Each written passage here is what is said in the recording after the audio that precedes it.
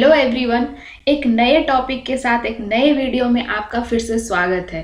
तो आज का टॉपिक है एडियाबेटिक वर्सेस आइसोथर्मल प्रोसेस। जब हम वर्क डन निकालेंगे मीन्स पीवी डायग्राम में हमको उसका कर्व ड्रॉ करना पड़ेगा, है ना। तो उस पीवी डायग्राम को हम ड्रॉ कैसे करेंगे, पहले हमको ये पता करना पड़ेगा कि आखिर एडियाबेटिक का स्लोप ज़्यादा है आइसोथर्मल के कंपैरेटिवली या फिर कम है। तो ये चीज़ हम आज इस वीडियो में क्लियर करेंगे कि हम कैसे ग्राफ ड्रॉ करेंगे जब हमारे पास कोई न्यूमेरिकल रहेगा या कोई क्वेश्चन रहेगा जिसमें जो कि ग्राफ के द्वारा सॉल्व होगा। ग्राफ के द्वारा थोड़ा इजीली सॉल्व होता है, कम टाइम लग के सॉल्व होता है। तो हम ग्राफ आज ड्रॉ करने सीखेंगे कि कौन सा कर्व ऊपर होगा, कौन सा कर्व नीचे होगा, कैसे हम डिसाइड करेंगे ये चीज़। तो कोई भी कर्व खींचने के लिए सबसे पहले हमें स्लोप का नॉलेज होना चाहिए कि किसका स्लोप ज़्यादा है और किसका कम है। तो पहले हम एडियाबेटिक और आइसोथर्मल प्रोसेस दोनों के लिए स्लोप देखेंगे कि किसका ज़्यादा है और किसका कम है। क्योंकि आइसोकोरिक और आइसोबारिक प्रोसेस के लिए तो हमें टेंशन नहीं है, क्योंकि आइसोबारिक में तो पी कांस्टेंट होता है, तो इस वजह से वो स्ट्रेट लाइन होगा। और ये मैं पीवी डायग्राम की बात कर रही हूँ क्योंकि वर्क डन निकालने के लिए हमेशा हमें पीवी डायग्राम का ही ज़रूरत पड़ता है।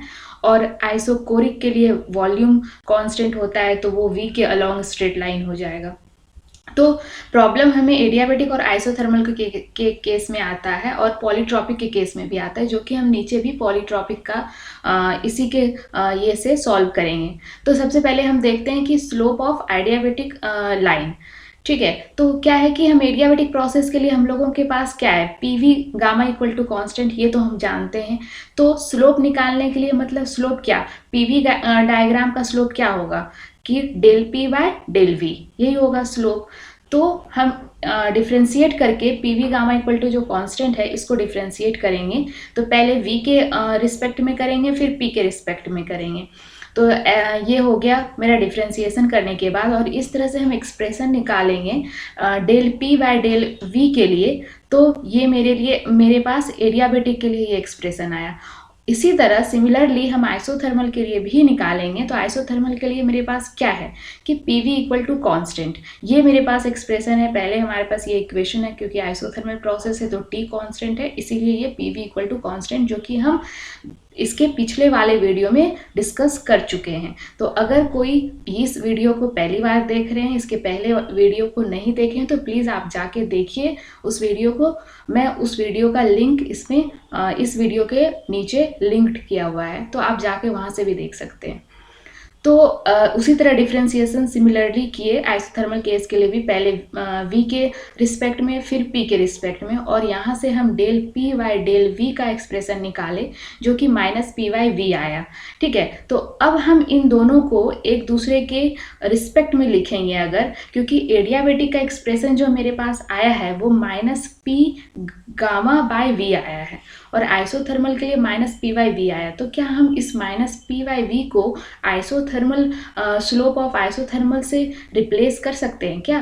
कर सकते हैं, बिल्कुल कर सकते हैं। तो उसी तरह slope of adiabatic equal to क्या, हम यहाँ से कंपेयर अगर करें तो ये माइनस पी बाई वी किसका स्लोप है, आइसोथर्मल का स्लोप है। तो यहाँ पर हम स्लोप ऑफ आइसोथर्मल लिख सकते हैं। तो इस तरह से हम क्या देख रहे हैं कि स्लोप ऑफ एडियाबेटिक जो होगा हमेशा वो gamma time slope of isothermal होगा। यहाँ से आप एक चीज़ यहाँ से भी नोट कर सकते हैं कि कभी कभी एक नंबर का क्वेश्चन पूछ देता है यहाँ से कि स्लोप ऑफ आइसोथर्मल दे देता है और आपको गामा का वैल्यू दे देगा। गामा का डायरेक्टली वैल्यू नहीं देगा तो सीपी और सीवी का वैल्यू दे देगा।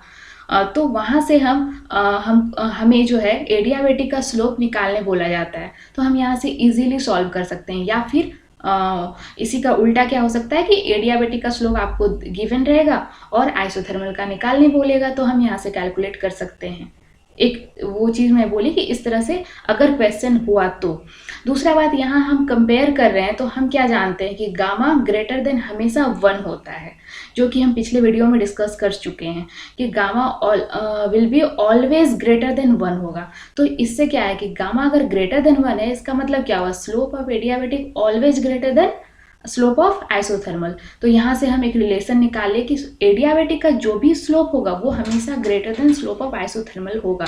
यहाँ से भी 1 नंबर का क्वेश्चन बनता है, जब जो कि बस टिक लगा के आपको निकलना होता है, जिसमें कि टाइम आप कम से कम 2 सेकंड 1 सेकंड का दें, वहाँ से टाइम आपको काट के बड़े क्वेश्चन के लिए बचाना है। तो इसी वजह से आप ये सब अगर आपके दिमाग में रहेगा तो आप तुरंत से टिक करके निकल जाओगे। तो यहाँ क्या हुआ, हमें यहाँ से पता चला कि एडियाबेटिक का स्लोप जो होगा will be always greater than isothermal slope. कब? तो अब हम इसको ग्राफ में किस तरह से हम ड्रॉ करेंगे, क्योंकि हम जान रहे हैं कि स्लोप ऑफ एडियाबेटिक ऑलवेज जो है ग्रेटर होगा। तो अगर हम इन दोनों का कर्व खींच रहे हैं तो इसका मतलब है कि इसका स्लोप अगर ज़्यादा है तो ये ज़्यादा स्टीपर होगा, मीन्स इसका जो वो स्लोप ज़्यादा होगा तो उससे स्टीपर वो हुआ और वो थोड़ा कम स्लोपिंग होगा उसका। तो इस तरह से हम अगर ये दोनों कर्व दिया हुआ है तो हम क्या कह सकते हैं कि आइसोथर्मल हमेशा ऊपर है और एडियाबेटिक नीचे है, नीचे वाला है, क्योंकि इसका स्लोप दिख रहा है। अगर हम किसी पर्टिकुलर पॉइंट पे देखें तो इसका स्लोप ज़्यादा है और इसका उस पॉइंट पे स्लोप कम है। तो ये हम किसके लिए बोल रहे हैं, ये किसी भी एक्सपेंशन प्रोसेस, एक्सपांसन जब हो रहा है, एक्सपांसन मतलब क्या, work done by the system हो रहा है। जैसे कि फॉर एग्जांपल हम इसके पहले पिस्टन वाला केस देखे थे कि जब गैस, जो पिस्टन के अंदर गैस है, जब वो पिस्टन ऊपर जाएगा मीन्स तभी एक्सपांसन होगा। वो गैस जब उस पर प्रेशर लगाएगा, तो ये एक्सपांसन के केस की बात किए कि ये वाला स्लोप हमेशा ही ग्रेटर होगा एडियाबेटिक का, चाहे एक्सपांसन हो चाहे कंप्रेशन हो। बट मैं इस ये की बात कर रही हूँ, ग्राफ की बात कर रही हूँ, क्योंकि V1 ये है और V2 ये है, तो यहाँ एक्सपेंशन हो रहा है क्योंकि V2 कम है। तो इससे हम एटलीस्ट हमें इस चीज़ का नॉलेज हो गया कि जब मेरे पास क्वेश्चन रहेगा और कोई प्रोसेस दिया हुआ है तो हम ग्राफ कैसे, उसका कर्व कैसे ड्रॉ कर सकते हैं, सो दैट कि वहाँ से हम वर्क डन निकाल सकते हैं। क्योंकि वर्क डन हमें पता है कि पीवी डायग्राम में हमेशा एरिया ही उसका वर्क डन हो जाता है। कभी कभी ऐसा भी क्वेश्चन आता है जो कि बस हम फिगर से एरिया निकाल सकते हैं और वो हो जाता है। ठीक है, तो ये इससे हमें ये नॉलेज हुआ। अब बात हुई कि कंप्रेशन के लिए हम कैसे होगा, हम कंप्रेशन की भी डिस्कस कर लेते हैं। तो कंप्रेशन यानी कि क्या होगा, कहने का मतलब जो V2 होगा मीन्स जो भी ये तो मैं यहाँ एक्सपेंशन की बात कर रही हूँ। यहाँ से मैं एटलीस्ट ये चीज़ वर्क का पहले मैं कंपैरिजन कर लूँ, फिर कंप्रेशन में जाते हैं। तो हम अभी ऊपर देखें कि ये मेरा आइसोथर्मल का कर्व होगा और ये मेरा एडियाबेटिक का कर्व होगा। क्यों होगा? क्योंकि स्लोप एडियाबेटिक का ज़्यादा है। ठीक है, तो इस कर्व से जो भी एरिया होगा वो क्या होगा, एडियाबेटिक का वर्क डन होगा, और इससे जो होगा वो आइसोथर्मल का वर्क डन होगा। तो हमको इस कर्व से साफ देख के लग रहा है कि आइसोथर्मल के केस में वर्क डन ज़्यादा है। आप हमेशा टेस्ट सीरीज वगैरह दोगे या फिर जो भी प्रीवियस ईयर्स का क्वेश्चन करोगे तो आपको बहुत सारा क्वेश्चन आपको मिल जाएगा इस तरह की। वहाँ पर पूछेगा कि अगर कोई कंप्रेशन प्रोसेस हो रहा है या फिर कोई एक्सपेंशन प्रोसेस हो रहा है तो वर्क डन आइसोथर्मल के केस में ज़्यादा होगा कि एडियाबेटिक में ज़्यादा होगा। तो आपको डिपेंड करता है कि एक्सपेंशन प्रोसेस हो रहा है कि कंप्रेशन प्रोसेस हो रहा है। तो पहले हम एक्सपेंशन की यहाँ पर अभी डिस्कशन कर रहे हैं, इसके बाद कंप्रेशन की भी कर लेंगे। तो आप ये देखिए कि यहाँ से क्या हो रहा है कि आइसोथर्मल का वर्क डन ज़्यादा है। क्यों ज़्यादा है? क्योंकि कर्व उसका जो स्लोप है वो कम है, तो कर्व ऊपर होगा उसका, तो उससे उसका जो एरिया हो रहा है वो ज़्यादा एरिया है। तो इससे हमें ये चीज़ क्लियर हो गया। किस केस में? एक्सपेंशन के केस में आइसोथर्मल का हमेशा वर्क डन ज़्यादा होगा कंपैरेटिवली एडियाबेटिक के। तो अब हम कंप्रेशन की बात करते हैं। तो कंप्रेशन में क्या होगा, चूंकि स्लोप एडियाबेटिक का ज़्यादा होना है और आइसोथर्मल का कम होना है, तो अगर हम कंप्रेशन का कर्व ड्रॉ कर रहे हैं किसी V1 से जाके V2 के लिए, जो कि V2 स्मॉलर होगा क्योंकि कंप्रेशन हो रहा है, तो आप देख लो इन दोनों कर्व से हमें क्या पता चल रहा है कि ये कर्व एडियाबेटिक का कर्व होगा और ये कर्व आइसोथर्मल का होगा, बिकॉज स्लोप जो है आइसोथर्मल के लिए कम होना है कंपैरेटिवली एडियाबेटिक के। तो अब देखिए कंप्रेशन के केस में जो अगर हम वर्क डन की बात करते हैं तो जस्ट उल्टा होता है। वर्क डन क्या हो जाएगा एडियाबेटिक के लिए, ये वाला एरिया, ये पूरा एरिया, तो वो एरिया ज़्यादा है, और आइसोथर्मल के केस में जो एरिया है वो एडियाबेटिक से कम है। तो आप देख लो यहाँ पर वर्क का हम कंपैरिजन बता दिए। तो ये बहुत ज़्यादा ज़रूरी है कि आपको स्लोप का नॉलेज होना चाहिए कि किसका ज़्यादा और किसका कम है, सो दैट कि आप कर्व को ईजिली ड्रॉ कर सको। और कोई जो 1 नंबर के क्वेश्चन होते हैं उसमें आपको कैलकुलेट भी नहीं करना होगा, बस ये होगा कि किसका वर्क डन ज़्यादा है और किसका कम है। इस तरह के भी क्वेश्चन आते हैं, तो आपके वो सब क्वेश्चन ना मिस हो जाए। जहाँ से स्कोरिंग पेपर है, जहाँ से स्कोर उठाना है, वहाँ से हम ज़्यादा से ज़्यादा कोशिश करेंगे कि हमारा मार्क्स बने। तो अगर हम सारे प्रोसेस की बात करें तो कर्व हम कैसे ड्रॉ करेंगे, हम उसका यहाँ पर एक बार देख ही लेते हैं। अब इतना दूर देख लिए हैं तो ये एक्सपेंशन का हम पहले देखते हैं। तो आइसोबारिक के लिए हम क्या जान रहे हैं कि V जो है उसके लिए P जो है उसके लिए कांस्टेंट होगा आइसोबारिक के लिए, और आइसोकोरिक के लिए V कांस्टेंट होगा। सबसे पहले ये दोनों ग्राफ तो हम आंख बंद करके ड्रॉ कर सकते हैं, ठीक है। बात आई अब इन तीनों ग्राफ की कि कौन सा पहले होगा, कौन सा बाद होगा, क्या होगा, तो ये हमें डिसाइड करना है। जिसमें कि हमको आइसोथर्मल और एडियाबेटिक का पता हो गया है। क्या पता हो गया है कि आइसोथर्मल का स्लोप जो है हमेशा कम होगा एडियाबेटिक के कंपैरेटिवली। तो हम ये तो डिसाइड यहाँ से कर सकते हैं कि आइसोथर्मल अगर एक्सपेंशन हो रहा है, कंप्रेशन की बात नहीं कर रही हूँ मैं, एक्सपेंशन हो रहा है तो आइसोथर्मल ऊपर होगा और एडियाबेटिक नीचे होगा। बात रही है पॉलीट्रॉपिक की, तो अब हम इस रिलेशन इजीली अगर हम ध्यान में रखना चाहते हैं तो हम ये रिलेशन मेरे लिए बहुत इंपॉर्टेंट है। आप 1 मिनट के लिए अज्यूम करो कि ये पूरा जो है मेरे पास एक्सप्रेशन वो PV पे power A equal to constant है, ठीक है।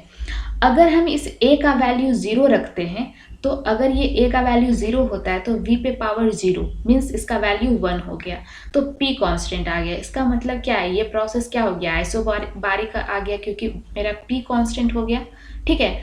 तो यानी कि A इक्वल टू 0 होगा किसके लिए, आइसोबारिक प्रोसेस के लिए। अगर हम इस A को 1 रखते हैं तो ये क्या हो जाएगा, PV equal to constant means isothermal हो गया ये। और अगर ये A पॉलीट्रॉपिक के लिए हम A ही है या फिर N से कभी कभी दिखाते हैं, तो ये हो गया पॉलीट्रॉपिक के लिए। और अगर ये A इक्वल टू गामा हो गया तो ये एडियाबेटिक के लिए हो गया। और यहाँ से अब इन दोनों का हम कंपेयर ये कर सकते हैं कि A जो है वो ग्रेटर देन 1 तो होता है, बट जो पॉलीट्रॉपिक के लिए जो भी वो पावर होता है वो 1 से बड़ा होगा, बट गामा से छोटा होगा ऑलवेज। और एडियाबेटिक के लिए गामा है तो वो A से बड़ा है। और अगर A इन्फिनिटी है तो क्या होगा कि V पे पावर इन्फिनिटी है, तो क्या होता है कि ये पूरा पार्ट इन्फिनिटी हो गया। और कोई भी इन्फिनिटी के सामने ये छोटा मोटा वैल्यू मैटर नहीं करता। तो क्या हुआ, जैसा हम बचपन में जानते हैं ना कि अगर बहुत ज़्यादा हमारे पास कुछ है उसे थोड़ा सा कुछ हटा दो यानी ऐड कर दो तो कुछ फ़र्क नहीं पड़ता। तो ऐसे ही V पे ये पावर इन्फिनिटी है तो ये पूरा ही V पे डिपेंड हो जाएगा, ये P मैटर नहीं करता। तो P से इस पे कोई फ़र्क नहीं पड़ेगा और P उधर जाके क्या हो गया, कांस्टेंट बन गया, और V ये कांस्टेंट हो गया, यानी कि आइसोकोरिक के लिए ये A इक्वल टू इन्फिनिटी हो गया। हम जस्ट ये याद दिमाग में रखने के लिए कौन सा कर्व कहाँ होगा उस हिसाब से। तो आप देखो A इक्वल टू 0 के लिए ये हो गया 1, उसके बाद थोड़ा सा A से मतलब 1 से बड़ा, फिर गामा क्या है उससे भी बड़ा। तो इस तरह से कर्व आप ड्रॉ कर सकते हो, इजीली ड्रॉ कर सकते हो, क्योंकि ये बहुत ज़्यादा आना जरूरी है। क्वेश्चन जब आप करोगे ड्रॉ करना 1-2 न्यूमेरिकल में तो बिना ड्रॉ किए आप सॉल्व ही नहीं कर पाओगे, तो ये बहुत इंपॉर्टेंट है। उसी तरह सिमिलरली आप कंप्रेशन के लिए भी ड्रॉ कर सकते हो, जैसा कि हम ऊपर भी दिखाए कंप्रेशन के लिए वर्क डन किसका ज़्यादा होगा और किसका कम होगा। तो इस तरह से आप देख सकते हैं। तो अगर आपको ये वीडियो अच्छा लगा होगा तो प्लीज़ लाइक कीजिए और सब्सक्राइब कीजिए, और इसके आगे का पार्ट जो भी हम वर्क डन डिस्कस करेंगे वो अगले वीडियो में होगा।